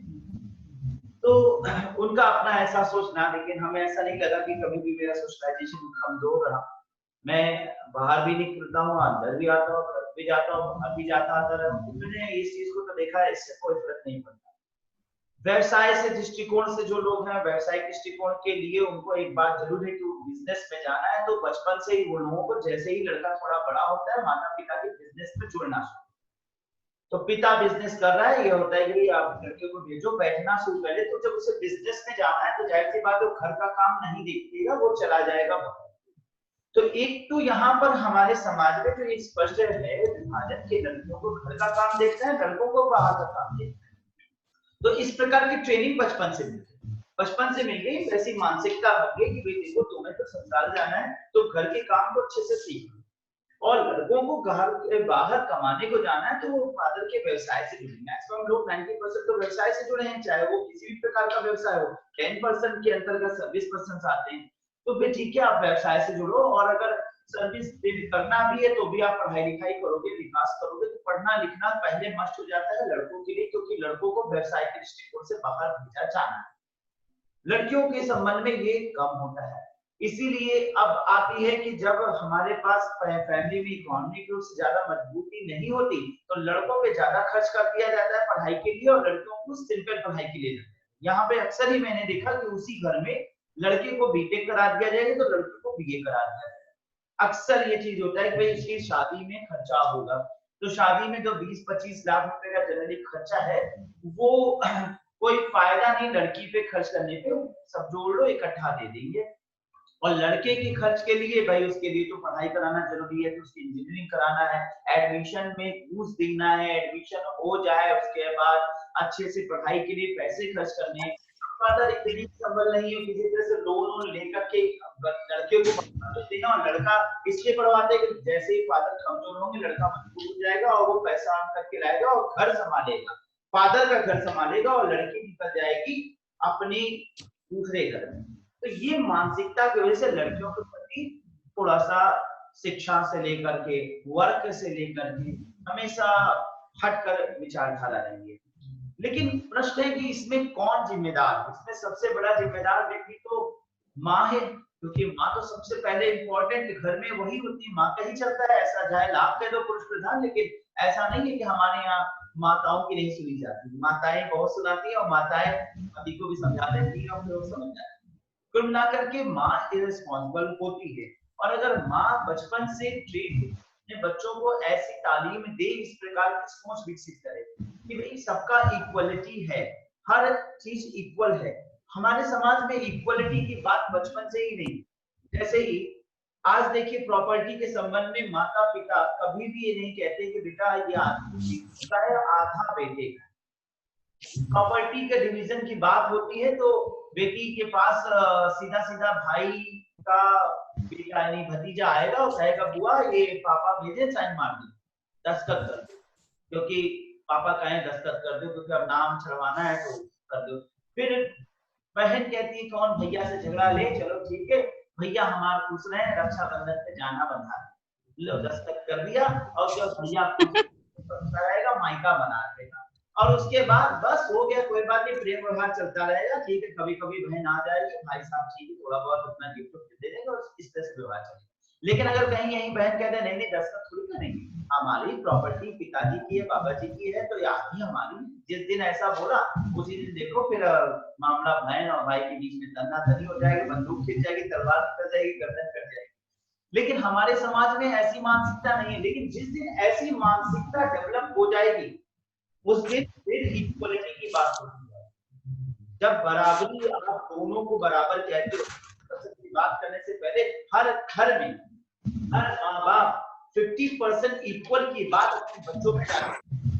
जब ये सोच परिवार से विकसित होगी तब संसद तक पहुंचेगी, क्योंकि संसद में जो लोग बैठे हैं वो सबके सब एक ही सोच के साथ बैठे हैं कि हमारा अपना प्रॉपर्टी है और बहन या बेटी को उसकी शादी में खर्च करना है तो वो लगा दे। एक परिवार में एक पिता किसी तरीके से अपने जीवन में जो अर्जन करता है वो जोड़ जान करके अपनी बहन अपनी बेटी की शादी में खर्च कर देता है। लेकिन अगर देखें तो उसने बहुत अर्जन किया, काफी ज्यादा अर्जन किया, लेकिन उसके बावजूद वो बराबर प्रॉपर्टी का बंटवारा नहीं करता। प्रॉपर्टी के संबंध में वो प्रॉपर्टी को बेचेगा नहीं, वो कुछ भी हो जाए इक्वल दे देगा, चाहे जैसे भी कर देगा, प्रॉपर्टी को सेल आउट नहीं करेगा। प्रॉपर्टी लड़के के लिए है और लड़की को बहुत होगा शादी की जो अधिकतर घरों में इसके साथ साथ लड़कियों की मानसिकता बनती है कि हमें इस पिता के प्रॉपर्टी में कुछ मिलेगा नहीं, आता हमें लेना नहीं। बचपन से जब माँ बाप होते हैं वो अपने बच्चों को यही कहते हैं बेटा ये लो, ये भाई का है, भाई को दे दो, तुम्हारा बस तुम थोड़ा सा ले लो। हमेशा बचपन से जब ऐसे डाले जाएंगे तो फिर इक्वलिटी की बात यही नहीं उपजेगी तो आगे कैसे इक्वलिटी की बात आएगी? राइट टू इक्वलिटी केवल कहने से नहीं आएगी। फिर इक्वलिटी के संबंध में अगर माँ बचपन से कहे बेटे से कि बेटा ऐसा है, देखो ये आधा बहन का है, आधा तुम्हारा है, तुम ऐसे नहीं बांटोगे, इक्वल बांटोगे। तो जब बचपन से उनमें इक्वलिटी की बात आएगी, तो जब वो बड़े होंगे तो खुद ही कहेंगे हाँ बहन ये आधा तुम्हारा, ये आधा हमारा है, आओ आधी प्रॉपर्टी तुम्हारी। ये ना डिस्कस कर दो कि जाओ मुझे नो ऑब्जेक्शन, मुझे कोई ऑब्जेक्शन नहीं है, इस बात का डिस्कस नहीं करो, बल्कि आओ आधा ले लो तुम्हारा। ये सोच विकसित होगी तब जब जनरेशन बदलेगी। और वो जनरेशन कौन है? आपके मदर से जनरेशन नहीं शुरू होगा, आपसे शुरू। तो आपको आज ऐसा करना होगा कि आपको अपने पिता के प्रॉपर्टी में से आधा बकायदे लेना होगा, चाहे जो भी प्रॉपर्टी, आधा बकायदे लेना होगा। या आप जान लीजिए, आज ही ये डिटरमाइन कीजिए कि हम अपने भाई से साफ कह देंगे कि शादी के बाद या शादी होने पर, चाहे जब भी प्रॉपर्टी का जब डिवीजन होगा तो आधा मेरा होगा, चाहे 1 कमरे का मकान है, चाहे 1 करोड़ रुपए का मकान हो, चाहे 10 करोड़ रुपए की प्रॉपर्टी हो, जो भी है उसका आधा आधा बटेगा। तो आप ऐसे सोच आदमी लड़ोगे, लड़के लोग छीनोगे, अपने अधिकार को लोगे, चाहे उसके लिए कोर्ट जाना पड़ जाए। मतलब ये समझ लीजिए मैं भाई को बहन से झगड़ा करने के बाद रक्षाबंधन से एक दिन पहले ही कर रहा हूँ, यानी कि आप लोग रक्षाबंधन अभी बनाएंगे और मैं बोल रहा हूँ कि रक्षाबंधन पे आपकी राखी बांधिएगा, बोल दीजिएगा भैया ध्यान रखना गिफ्ट तुमको जो देना हो देना, ये मत कहना। आधी प्रॉपर्टी सोचकर आप आज से डिवीजन की बात करो, और जब आप ऐसा खुद करोगे तो यही सीख आप अपने बच्चों को दे दोगे, तो कोई वो झगड़ेंगे, आपको तो झगड़ना पड़ेगा पर वो नहीं, क्योंकि उन्हें बचपन से पता होगा कि मम्मी को तो मिला था, क्यों नहीं देंगे। ये सोच विकसित कर ले और तभी समाज इक्वल होगा। अब मैं पूछना चाहूंगा, जो लोगों की मैरिज हो गई वो पहले, क्या आप ऐसा कर पाएंगे? आपने ऐसा किया है या आप ऐसा कर पाएंगे कि आप अपने पिता की प्रॉपर्टी से आधा के लिए कल डिमांड करेंगे? बोलो स्नेहा। नहीं सर, नहीं सर, कल ही डिमांड करने वाले हिस्से कभी छोड़ देंगे। आपने नहीं कह दिया, बात खत्म हो गई। देखिए नहीं, हम अपने बच्चों को देंगे, मेरी बेटी होगी तो उसको तो हम जरूर देंगे कि भाई मेरा उसका और बेटे का बराबर रहेगा, लेकिन अपने लिए नहीं, जब आप करोगे अपने लिए नहीं लड़ूंगी। शुरुआत आपसे होता है, जब हम ही करेंगे वही संस्कार बनेगा। संस्कार यानी सुविस्तारित कार्य, सुविचारित कार्य, अच्छा कार्य। तो जब आप उसको अच्छा मान रहे हो अपने बच्चों के लिए, तो आपके लिए भी अच्छा है। आपकी शादी में कुछ खर्च हुआ हो ना हुआ हो, वो तो पिता के लिए मर्जी थी, समाज में सम्मान के लिए खर्च किया जाए। इसका मतलब नहीं कि अपने पढ़ाई में लगा दिया बच्चे भी तो उसको प्रॉपर्टी आप तौल दें, वो अपनी बात है। आप अपने बच्चों को पढ़ाने में कुछ भी खर्च करते हो, लेकिन प्रॉपर्टी की इक्वलिटी के लिए आप लड़ोगे, और आप लोगे कि हमें हमारा हिस्सा दिया है। क्यों रुचि, आप क्या करोगे? सर मेरे को तो आधा मिल गया, और जो बचा हुआ है वो अभी जुड़ा, जो बैंक बैलेंस है उसमें भी सर आधा चाहिए मेरे को, वो मैंने पहले बोल दिया। चीजें तो जब शुरू से आपने इक्वली पाला है और आपने शुरू से कहा भाई आप आगे जाओ, हमें सब कुछ सिखाया है, तो कभी कभी आप अपने अधिकार भूल जाते हैं ना, तो उन्हें मैं याद दिला दूंगी एक बार। और मुझे ही लगता है कि उन्हें बुरा लगेगा, क्योंकि बच्चे तो शुरू से बराबर ही होके पले ऑलमोस्ट। मुझे मेरे, और फॉर्चुनेटली मुझे मेरे भाई से ज्यादा मिला है, उसको कम ही मिला है। उसको जितना दिया गया है, उसको ये बोला भी गया था कि भाई तेरे को तो रहना ही है। और मेरे फादर, हम दोनों मतलब जैसे होता है ना कि उसकी जो अर्निंग्स है उसमें से कुछ नहीं खर्च कर पाते, जो उनका है वही अपना यूज करते हैं, थोड़ा बहुत जैसे भी रहता है, और बाकी आगे पीछे उन्होंने ऑलमोस्ट आधा आधा सबको दे ही दिया है। और रही बात घर की, तो मैंने बोल दिया है नीचे का पोर्शन मेरा है, उसका ऊपर का है, वो मेरी मर्जी है, मैं बेचूं या आके वहां रहूं, इट्स माय थॉट। और नहीं तो मेरे उतना पैसा दे दीजिए मुझे, दैट्स माय। एक्चुअल में क्या होता है ना, ये सब चीजें पॉजिटिव, इसमें ये नहीं हम अधिकार मांग रहे हैं अपना, उसको यूटिलाइज भी अच्छे से होगा। वरना क्या होता है ना कि कई जगह जैसे हम लोग, मेरा भाई अकेला है, एक भाई एक बहन है, तो चीजें कहीं कहीं पर नेगेटिव भी चली जाती हैं पेरेंट के बाद, उन चीजों को मिसयूज भी कर सकते हैं। जब वहां पर अधिकार होता है तो वो कहीं ना कहीं बिगड़ने से वो चीजें बच जाती हैं, कुछ जगह पर कुछ परसेंटेज में ये चीजें देखी जाती है। That's fine. बढ़िया बात। कृति आप बताओ, आप क्या करोगे? सर हम तो अभी से लड़ रहे हैं सर, हम बच्चे अच्छे सर वेट नहीं करेंगे सर हमारा तो सर अभी से है सर, जो है मेरा वो है मेरा। और सर मम्मा ने सिखाया है सर, जो है तुम्हारा वो है तुम्हारा, तुम डिजर्व करती हो तो लाइफ में मिलेगा, और जो मिलेगा वो तुम्हारा है। तो सर मेरी बड़ी बहन छोटी बहन कोई वो नहीं, और सर हम लड़ लेंगे तो सर वो तो सर आ ही जाएगा सर, बच्चे सर दूर की बात, सर पहले खूब कमाएंगे सर, फिर उड़ाएंगे, फिर वही जिंदगी है सर, मम्मा पापा को ऐश कराएंगे, खत्म सर, क्या चाहिए लाइफ में। बेटा अब अपना विजन तुम दो। Yes sir. बेटा तुम बताओ तुम क्या करोगे? सर अभी मेरे घर में लेकिन वो काफी आर्गुमेंट्स होते हैं। हाँ तो आप क्या करोगे? आप लोगे अपना हिस्सा या आप छोड़ दोगे? सर लेंगे, सर लेंगे, क्यों नहीं लेंगे सर, मेरा बर्थ राइट है। मेरे सिवा सब लेंगे, सिर्फ हम ही नहीं। सर सुनिए तो सर, भाई लोगों को ऐसे राखी बांधते हैं सर, दोनों हाथ में ऐसे ही बांधते से रहे सर, बोल ही ना पाए सर। खड़ी बांध देंगे राखी, खड़ी बांध देंगे। इनफैक्ट सर जब से मेरी शादी हुई है, मेरी शादी को सर 6 साल हो गए हैं, और मैं 6 साल से भाई को राखी बांध रही हूँ, और मैंने 6 साल से राखी का भी कुछ नहीं लिया, मैं नहीं लेती। छोटा है तो देता है, लेकिन मैं लेती नहीं, क्या करना, खुश रहे बस। बहुत अच्छी बात है, राखी अपनी जगह वो तो ठीक है, लेकिन उसको क्या तोलना, भाई का हिस्सा नहीं लेंगे, आप अपने पिता का हिस्सा लेंगे, ये ध्यान रखिएगा। ये सोच ही गलत है कि मैं भाई का हिस्सा ले, आप अपना हिस्सा ले रहे हैं, भाई का हिस्सा जब आप मानेंगे तब आप गलत है, ये नोटिस कर लीजिए। हाँ आप ले लीजिए, और लेने के बाद आपका मन है आप उसको बेच बाच करके पूरा पैसा उठाकर भाई को गिफ्ट कर दीजिए, वो आपका प्रेम हो सकता है, वो आपका प्रेम हो सकता है। प्रेम में आप अपनी भी प्रॉपर्टी उठा के गिफ्ट कर दो, जो आपको यहाँ मिली है, जो आपके पास हो, लाखों रुपए जो दान कर दीजिए, वो तो प्रेम है, लेकिन आप लेकर दीजिए तब बात समझ में आएगी, ऐसे छोड़ सर एक बात सर, एक्चुअली सर मेरा सर जहाँ तक हमने सर एनालिसिस किया सर, स्नेहा ना सर, स्नेहा इसलिए भी डर रही होगी ना सर, क्योंकि जब सर लड़की मांगती है ना तो क्या सब लोग बोलते हैं बताओ कितनी तेज है मांग रही है, सर हम लोग को तेज बोला जाता है, और सर जब लड़का का होता है ना तो सर वो डिजर्व करता है। नहीं इसको कुछ अलग नहीं सर हैं हम हैं, हम रहेंगे तेज सर। नहीं स्नेहा का कुछ और वर्जन है, कुछ और हो सकता है। हाँ बोलो स्नेहा। मेरा रीजन ये नहीं है, एक्चुअली मेरे फादर ने मेरे लिए बहुत किया है, बहुत, मतलब इनफैक्ट मेरी लव मैरिज है, और ब्राह्मण से मैं गुप्ता में आई हूँ, फैमिलीज अगेंस्ट थी, पूरे परिवार ने मेरे पापा का बॉयकॉट किया, लेकिन उन्होंने सिर्फ मेरी खुशी देखी, और उस लव मैरिज को अरेंज मैरिज में किया उन्होंने, पूरी दुनिया से वो मेरे लिए लड़े, और शादी के बाद भी मेरी लाइफ में बहुत स्ट्रगल रहा, बहुत ज्यादा स्ट्रगल किया, मैंने बहुत बुरे से बुरा समय देखा है, जो नॉर्मली कोई और लड़की देखती तो सुसाइड कर लेती, मैं इतना बड़ा वर्ड बोलती हूँ, मैंने बहुत बुरा समय देखा है, और मेरे पेरेंट्स उस समय में मेरे साथ खड़े थे, तो इसलिए अब मुझे उनके लिए करना है, अब उन्होंने मेरे लिए कर लिया, उनको जितना करना था उन्होंने एक्स्ट्रा ही किया है, अब मुझे करना है।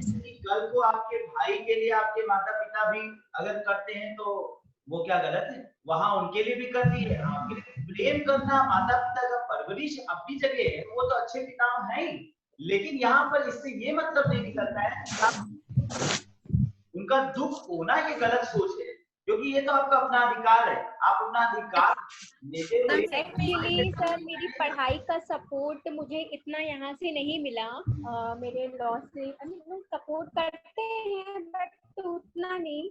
मैंने अपना एमए शादी के बाद कंप्लीट किया, मैंने पूरा प्रॉपर्ली मेरे पापा ने करवाया पूरा, और आज मैं जो इनफैक्ट मैं ये कोचिंग भी कर रही हूँ ना, तो मैं उन्हीं के सपोर्ट से कर रही हूँ, मैं हर चीज में, वो मुझे कहते हैं अपने पैरों पे खड़ी हो, उनका एक सपना है कि तू अपने पैरों पे खड़ी हो। आप अपने बच्चों के लिए जो कर रहे हो वही आपके पिताजी आपके लिए कर रहे हैं, यहाँ पर कुछ गलत है, अच्छे पिता हैं, अच्छी बात है, पर इसका मतलब ये नहीं होता है कि आप अपने अधिकारों को छोड़ दो, वो आपका अपना चीज है, अधिकार है, वो आपको लेना है, मर्जी आपकी है, it's on your wish. Come back to the point, हम से बात करके कंक्लूड करेंगे भाई 33% जो आरक्षण की बात है वो इसीलिए नहीं हो पा रहा है क्योंकि हम जब अपने घर में ही अपना आरक्षण नहीं ले रहे, अपने राइट्स नहीं ले रहे, अपने राइट्स को त्याग दे रहे हैं, तो हम उस राइट्स को जब त्याग देंगे, ये कल्चर अगर हम अपने बच्चों को देंगे, बेसिकली लड़कों को दिखाई देगा, तो वही लड़के मेजॉरिटी में जो वहां बैठे हुए हैं वो कैसे इस चीज को पास करेंगे। क्योंकि वहां पर उनको ये नहीं लगेगा, उनको हमेशा ये लगेगा अरे ठीक है चलो हम इनको देख लेंगे, लड़कियां हैं हम उनको खुद संभाल लेंगे, हमें भी अधिकार है। और ये सोच की वजह से 33% का आरक्षण का बिल नहीं आ पा रहा है। और फिर हम तो कहते हैं 33% क्यों भैया, वाई 50% नहीं? जब हमारा आर्टिकल 50 में कहा गया है कि धर्म और लिंग के आधार पर कोई भेदभाव नहीं होगा, तो ये भेदभाव नहीं तो और क्या है? ये बिल तो वैसे ही निरस्त कर देना चाहिए, इसके खिलाफ तो सुप्रीम कोर्ट में पास होने से पहले ही चले जाना चाहिए, बिल ही पास नहीं होना चाहिए। 33% नहीं 50% का बिल लाओ और उसे पास करो, सीधी बात है। आधे पे बात होनी चाहिए, तो आधी आबादी क्लियर। चलिए ये तो हो गया। अब ये बिल लाएगा कौन, पास कौन करेगा? इसके लिए आप बन जाइए रिस्पॉन्सिबल पर्सन और अच्छे टीचर बन जाइए, और आप जाके विश्वविद्यालय में अच्छी बातें बताइए, समाज सिविलाइज सोसाइटी बने, और आपकी तरह कमजोर ना बने, ठीक है ना? आपकी तरह कमजोर ना बने, और आप आने वाले समाज को मजबूत पैदा करिए, जिससे कि वो अपने अधिकारों के लड़े। लेकिन आप भी इंस्पिरेशन बनेंगे, ये ध्यान रखिएगा। तो कोशिश करिएगा कि अपने विचारों में परिवर्तन लाकर खुद ही झांसी की रानी बन जाइए, तभी आने वाले बच्चे भी आपसे इंस्पायर होंगे। नहीं वो कहेंगे हमारी मम्मी कमजोर थी तो हम कहां से ऐसे, हम लोग ऐसे। चलिए कर दिया जाए और हम लोग पढ़ाई को थोड़ा और आगे बढ़ा लिए। हेलो सर, एक क्वेश्चन। बोलो। सर जिसके मम्मी पापा नहीं है वो क्या करें? इसके मम्मी पापा नहीं है? जी सर। इसके मम्मी पापा नहीं है तो उसमें क्या बात है भाई? आपके पास जो है वो संपत्ति आपकी है, आपके भाइयों में आप खुद बांट लीजिए। आप तो खुद समझदार हैं, मम्मी पापा नहीं है, अगर आप बड़े हैं तो आपकी रिस्पॉन्सिबिलिटी इक्वली, उसमें क्या है? नहीं सर, जैसे मम्मी पापा का जो रहता है उसमें तो अधिकार रहता है, मान लो जो भाई स्वयं बनाए हों उसमें क्या अधिकार रहता है? तो वो आपके कहां से अधिकार होगा? आप अपना वीडियो ऑन करिए, कहां से आपका अधिकार होगा? जो आपके भाई ने स्वयं बनाया वो उनकी प्रॉपर्टी है। अगर कोई प्रॉपर्टी आपके माता पिता द्वारा रही है तो उस प्रॉपर्टी में आपका बराबर हिस्सा है, और वो तो सरकार भी आपको देगी। वो तो जी सर, सिंपल बात है, ठीक है? सर एक्चुअली उसमें भी म्यूचुअल अंडरस्टैंडिंग इंपॉर्टेंट होती है कि एक भाई बहन की कैसी बॉन्डिंग होती है सर वो होता है सर इसमें, इस केस में सर अगर बोला जाए तो अब भाइयों के बीच की बात है ना, तो भाइयों के बीच में देखना होगा कि किसकी प्रॉपर्टी किसने खुद से अर्जित की है, क्या माता पिता द्वारा दिया है। एज ए न्यायाधीश के रूप में सोचें, एज ए जज के रूप में सोचें। जज के रूप में सोचेंगे तो आप न्याय करेंगे, इमोशनली सोचेंगे तो कभी न्याय नहीं कर सकते। हमेशा जब सोचिए तो आप सोचिए अगर आप जज बना दिए तो आप क्या करना, सही क्या है? फॉर एग्जाम्पल सीएए का बिल आया, मैं थोड़ा सा फिर बोलूंगा, सीएए का बिल आया, इस बिल में ये कहा गया कि बांग्लादेश, पाकिस्तान और अफगानिस्तान से आए मुस्लिम, ठीक है ना, को नागरिकता सिद्ध करनी है, भारत के नागरिक है ये सिद्ध करना होगा। यानी इन देशों से आए मुस्लिम, वाई मुस्लिम, हिंदू क्यों नहीं, सिख क्यों नहीं, क्यों नहीं, बुद्ध क्यों नहीं? अब प्रश्न उठता है कि बिल जो है क्या भारत के संविधान के विरुद्ध है? क्योंकि मान लीजिए बिल पास हो जाता है तो सुप्रीम कोर्ट में जाएगा, सुप्रीम कोर्ट में इसे खारिज कर दिया जाने की जरूरत है, क्योंकि सुप्रीम कोर्ट संविधान के अनुसार चलेगा और संविधान में आर्टिकल 15 कहता है कि धर्म के अनुसार किसी भी प्रकार का विभेद किया जाता है, यानी धर्म के अनुसार किसी भी प्रकार का विभेद का निषेध। और उस दृष्टिकोण से देखा जाए तो जिस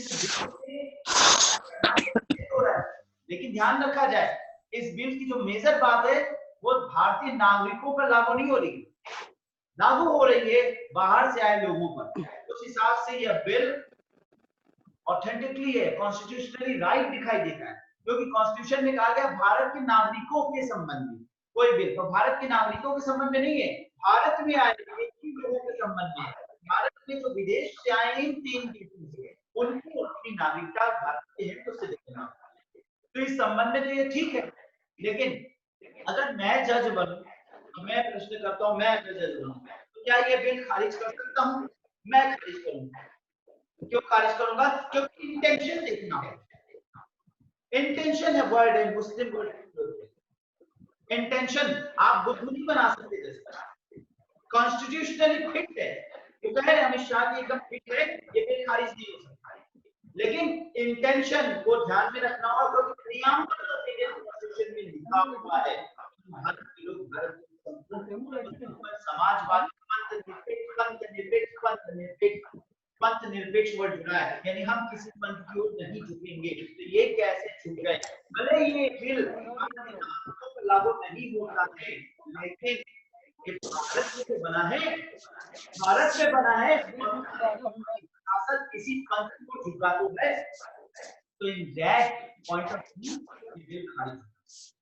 आप इसमें संशोधन करिए। आप पहला संशोधन इसमें कीजिए कि मुस्लिम शब्द हटाइए। आप कहिए कि जो भी अन्य देशों से आए हैं उनको आप जोड़िए। पाकिस्तान, अफगानिस्तान, बांग्लादेश, आप 3 देशों को लेते हो तो चलिए ठीक है, आपके ऊपर है। 3 देशों का आप ले रहे हो तो 3 देशों से आए हुए कोई भी व्यक्ति कोई भी धर्म का हो, उसमें मुस्लिम शब्द क्यों प्रयोग करते? यहाँ पे आपका इंटेंशन दिखाई देता है कि आप हिंदू धर्म के प्रवावलंबी बनते हो, सरकार किसी धर्म का नहीं है, आप मुस्लिम धर्म के विरोधी बनना चाहते हो, तो ये कहीं ना कहीं से आप इंटेंशन रखते हो, तो मुस्लिम शब्द का प्रयोग आपने कर लिया। इसलिए कॉन्स्टिट्यूशनली फिट हो सकता है, लेकिन इंटेंशनली कॉन्स्टिट्यूशन के अगेंस्ट जाता है, और इस पॉइंट ऑफ व्यू से इसमें सुधार होना सर। ठीक है, क्लियर? ओके, कोई कमेंट? सही, चलिए। रुचि कहाँ गई? रुचि सर यही हूँ। हाँ, वीडियो ऑन कर लो। तो आपके वीडियोस पॉज हो रहे थे, इसलिए मैंने वीडियो ऑफ कर लिया है बार-बार। ओके, असम अकॉर्ड के विषय में आप क्या कहोगे? नॉर्थ ईस्ट असम अकॉर्ड के विषय में क्या कहोगे? समझ नहीं आ रहा, दोबारा बोलिए सर। आवाज कट रही है। हाँ। असम अकॉर्ड के विषय में क्या कहोगे? अभी से क्वेश्चन ही समझ नहीं आया मुझे सर, क्या पूछ रहे हैं आप? असम अकॉर्ड, असम में जो विशेष कार्ड दिया गया या नागरिकता का जो वहां पर प्रश्न है, उसके बारे में आप कुछ जानते हो, कुछ बताओगे?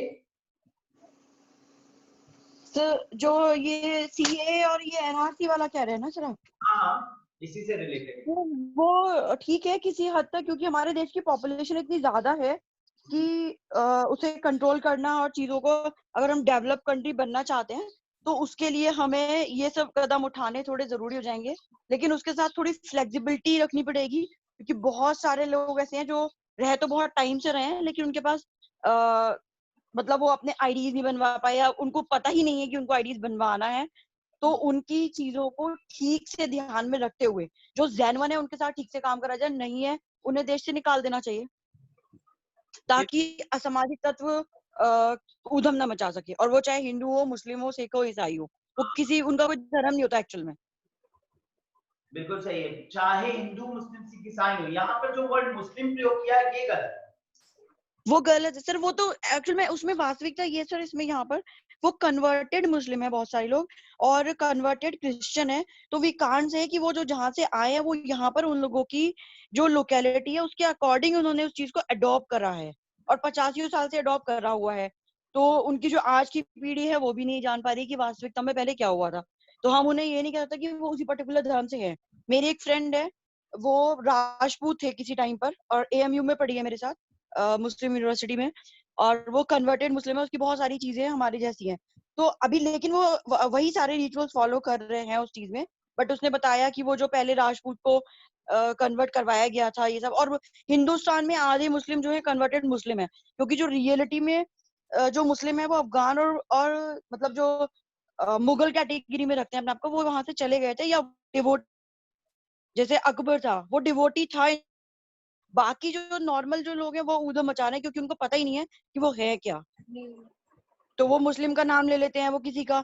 इसमें क्रिश्चियन भी हैं और वो भी हैं, ये मैं पर्सनल एक्सपीरियंस बता रही हूँ कि क्रिश्चियन और जो ये हिंदू भी है उसमें क्रिश्चियन भी है, क्रिश्चियन उसमें ज्यादा है, स्पेशली आप नॉर्थ ईस्ट सेगमेंट को देखेंगे तो बहुत सारे आपको क्रिश्चियन मिल जाएंगे जो इस प्रॉब्लम को फेस कर रहे हैं और आए वो मुस्लिम कल्चर से हैं, बट आज के टाइम पे उन्होंने क्रिश्चियनिटी ली हुई है। बिल्कुल सही है। और ये जो बिल है इसमें बस एक ही चीज हमको करता है और वो करता है जो मुस्लिम शब्द प्रयोग किया गया है। अब यहाँ पे देखिए कश्मीर की बात करें, आपको पता होगा 5 अगस्त 2019 में कश्मीर को 370 से अलग करते हुए लद्दाख और कश्मीर के रूप में 2 अलग-अलग संघ शासित प्रदेशों का निर्माण किया। 1 साल हो गया। 1 साल में वहां की स्थिति क्या सुधरी है, वहां कितना विकास हो गया? पहली बात तो 1 साल में वहां तनाव बना रहा और आज की डेट में वहां पर 2G इंटरनेट सेवा ही मौजूद है, 3G नहीं है। अब आप सोचिए इस समय लॉकडाउन में आप ये कह रहे हो कि ऑनलाइन क्लासेस ले लो, ऑनलाइन सब सुविधा होगी। अब आप बताइए 2G पे कितना ऑनलाइन चलेगा, कैसे वो लोग अध्ययन कर रहे होंगे, कैसे उनके यहाँ पढ़ाई हो रही होगी। इतना बड़ा कश्मीर जिसको आपने 2 राज्यों में अब कर दिया, संघ शासित प्रदेशों में लद्दाख और कश्मीर, उसमें भी अभी जो चाइना ऑक्युपाइड कश्मीर है उस पे सियाचिन पर और तमाम चीजों पर आक्रमण की स्थितियां और इतनी प्रॉब्लम्स के बीच में क्या पढ़ाई हो रही होगी, क्या विकास का काम हो रहा होगा, कैसे वहां लोग सुरक्षित हैं, क्या जीवन जी रहे हैं। और आप न्यूज में कुछ भी नहीं दिखाते हो कश्मीर के संबंध में, अंतरराष्ट्रीय सुरक्षा या जो भी मुद्दा समझ लीजिए, लेकिन आप ये नहीं दिखाते हो कि रियलिटी वहां क्या है। हम यहाँ सो रहे हैं और वहां पर क्या हो रहा है। कश्मीर के विषय में किसी कुछ मालूम है? कुछ नहीं मालूम। न्यूज चैनल कुछ बोलेंगे ही नहीं, किसी को पता ही नहीं चलेगा। तो इस समय क्या स्थिति है उसकी, वहां पे कितनी दुख है। वो तो बेचारे 1 साल से लॉकडाउन जी रहे हैं, क्योंकि आप सोचो कि उन्होंने तो कोरोना से पहले ही लॉकडाउन वहां पर लग गया था, वो जा नहीं सकते, आ नहीं सकते, वहां पर कर्फ्यू जैसा माहौल था और वहां लगातार ऐसे सिचुएशन बनाए रहे। वहां के राजनेताओं को गिरफ्तार किया गया, राजनेताओं को अंदर कर दिया गया, हाउस अरेस्ट कर दिया गया, वहां की असेंबली भंग हो गई, बातें खत्म हो गई, वो स्टेट नहीं रह गया, संघ शासित प्रदेश हो गया। अब वो इमरजेंसी में जी रहा है। किस प्रकार से देखा जाए तो क्या हो रहा है, क्या ये बहुत ही लीगल वर्क हो रहा है हमारे देश, एक प्रकार से जबरदस्ती है और ये उचित नहीं है और इसके खिलाफ कोई बोलने वाली स्थिति नहीं है। ये सारी चीजें हैं जो देश को एक होने से रोकता है और कहीं ना कहीं से इसमें पता चलता है कि हम अभी यूनाइटेड नहीं हो पाए हैं और भारत की भावना तब तक नहीं बन सकती जब तक इस प्रकार के बिल और इस प्रकार के स्टेप्स उठाते जाएं, तो उसके सौहार्द जैसी भावना नहीं पैदा हो पाए। खैर मैं और क्या कहूँ यहाँ पे। पहचान मेरी आवाज आ रही है आपको? जी सर। अच्छा, बकरीद कब है? कल है सर? हो गई, कल हो गई।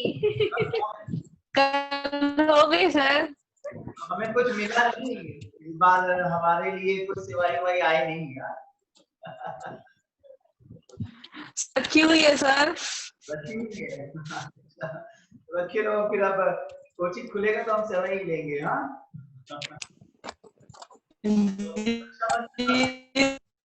रक्षाबंधन कल है रक्षाबंधन। कल है शायद। क्या है तो आप सब लोगों को रक्षाबंधन के लिए हैप्पी रक्षाबंधन और आपको भी सर। हाँ, हैप्पी बिलेटेड बकरीद। तो हाँ, थैंक यू सर। वीक में मिलेंगे, टाइम हो गया है, आज बहुत डिस्कशन हो गया, तो बहुत सी खास बातें पता चली, बहुत से अधिकार आप लोग ने प्राप्त किए। अगर लड़ेंगे तो लड़ाई करके ना मांगिएगा, लेकिन बताइएगा कि हमारे अधिकार ये है और हमें मिलना चाहिए और इसमें कोई गलत नहीं है। आप सबको बराबर ही प्रेम करते हैं और सब भाइयों को भी और प्यार कर लीजिएगा, कोई बात नहीं, हमें किया है तो कुल मिला करके प्रेम में बराबरी अपनी जगह है, लेकिन हर चीज में बराबरी होनी चाहिए। तो नेक्स्ट वीक मुलाकात होगी।